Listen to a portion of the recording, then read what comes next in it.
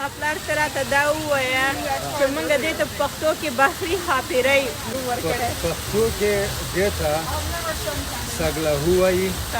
د پښتو ژبې په ادبیاتو کې شاعران او فنکاران ورته بحري ښاپېرۍ وایي.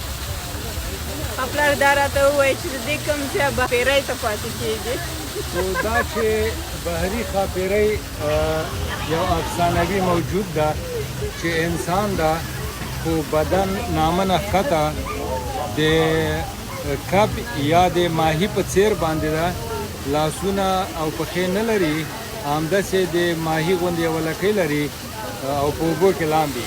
دغسې افسانوي ښاپېرۍ په ادبیاتو کې موجودې دي، خو شاعرانو همغه ښاپېرۍ چې بحري افسانوي ده دغه دوستانو راځئ بحري ښاپېرۍ وګورئ.